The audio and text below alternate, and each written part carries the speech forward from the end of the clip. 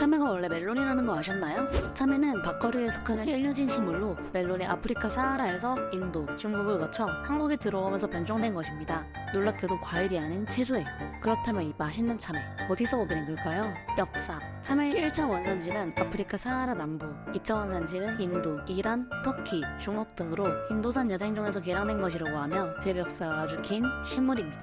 원산지로부터 유럽으로 전파된 것은 멜론, 동양으로 전파된 것은 바로 참외인데요. 예전엔 중국, 일본에서도 재배를 했으나 현재 실질적으로 재배되는 곳은 거의 한국뿐이라는 사실. 참외도 품종마다 꽃의 형태도 다른데 중국과 일본의 참외는 대부분 암술과 수술이 모두 한 꽃에 모여있는 양성화지만 우리나라의 경우 암꽃에는 암술만 있는 다성화입니다. 현재 우리가 보는 참외는 모두 한국에서 자체 개발한 품종이고 다른 나라들에서는 거의 재배되지 않기 때문에 해외에서는 코리안 멜론 또는 참외로 알려져 있어요. 참외가 어떻게 한국으로 들어오게 됐냐? 고려사에 기록된 사실로 미루어 볼 때 삼국시대의 중국을 거쳐 도입된 것으로 생각되는데요. 1950년대 중반에 일본으로부터 도입된 전이 보급됨에 따라 상완참외, 강서참외, 감참외 등 재래종은 이와 교집되어 특유의 형질을 상실하고 원천참외로 바뀌게 되었습니다. 재래종은 보통 만생이고 당도가 낮으면 발효효과도 많이 발생하는데 이에 비해 은천참외는 조생종에 당도가 높으며 수송성까지 양호하기 때문에 급속히 대체되어 1960년대 우리나라 참외 품종의 주축을 이루게 되었습니다. 참외의 참은 순수 우리말로 허름하지 않고 썩 좋은 이라는 뜻이고 뇌는 오이를 뜻하는 말로 한방에서는 참외를 단 오이라는 의미의 청과라고 부르기도 합니다. 우리나라의 재래종 참외는 오랜 세월 동안 적응과 분화 과정을 거쳐 각 지방 특유의 품종이 발달되어 왔는데요. 그 중에서도 가장 유명해진 지역이 바로 성주군입니다. 우리나라 참외 생산량의 70%를 차지하고 있는 성주군은 경상북도 서남부 산간내륙 지방으로 대구에서 서남쪽으로 30km 지점에 위치해 있어 전해적 지리 재배 적지와 1940년대부터 60년간의 축적된 참외 재배 기술로 품질이 우수한 단성화 계통의 참외를 재배했습니다. 햇빛 투과율이 좋은 하우스에서 재배한 참외로 톱밥, 바루테비, 꿀발농업, 이온샘 정수기 사용 등 친환경 농법에 의한 재배 방법으로 당도 15브릭스에서 17브릭스 및 신선도를 유지하며 최상급 품질의 참외를 생산하고 있죠. 그래서 대부분의 성주 참외에는 다른 지역과 구분하기 위해 빨간 스티커가 붙어 있습니다.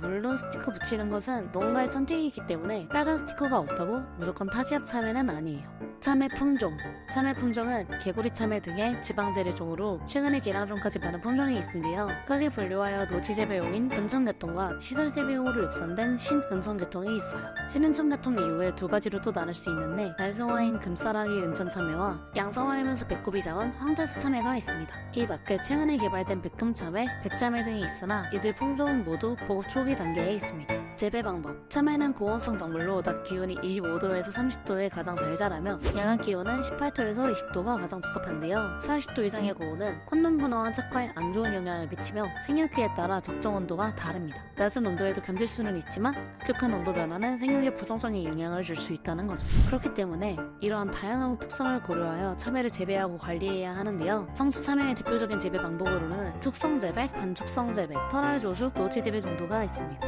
1988년을 기점으로 노지 재배의 면적은 50% 이하로 감소되었고 이후 터널 조숙 재배를 거쳐 최근에는 반축성 및 촉성 재배가 남부 지역을 중심으로 활발히 이루어지고 있습니다. 대표적으로 쓰이는 반축성 및 촉성 재배의 설명을 간단하게 드리자면 촉성 재배는 온실이나 비닐하우스와 같은 보호시설을 활용하여 참외를 재배하는 방법이고요. 반축성 재배는 작물의 성장을 억제하여 특정 시기의 수확량과 품질을 향상시키는 방법입니다. 이렇게 참외의 특성과 환경을 고려하여 적절한 시기에 작물을 재배하고 수확해야 하는데요. 경상북도 농업기술원 농업환경연구과와 경북대학교 원예학과가 작성한 논문에 따르면 5월에 수확한 과일이 다른 시기에 비해 더 높은 품질을 유지하는 것으로 나타났고 특히 1차로 수확한 과일은 부패가 빠르게 진행되었지만 2차나 3차로 수확하는 경우에는 부패가 줄어드는 경향을 보였다고 합니다. 저장 온도나 수확 시기가 경도, 당도에 영향을 미치지는 않지만 저장 중인 품질의 변화가 나타나는 것이죠. 고르는 법 각종 성수 참외도 기르는 기술에 따라서 농가마다 다른 맛의 참외가 나오는데요. 그 중에 맛있는 참외를 고르는 법을 알려드릴게요. 첫 번째, 겉모양. 일반적으로 참외는 크기가 작을수록 맛있다는 인식이 있는데요. 너무 큰 것보다는 보통 작은 것의 당도가 높지만 사실 참외를 고를 때는 크기보다 생김새가 중요합니다. 참외는 골의 개수가 많고 무늬가 선명한 것과 참외 배꼽 부분이 짧고 작은 것이 가득한 맛이 납니다.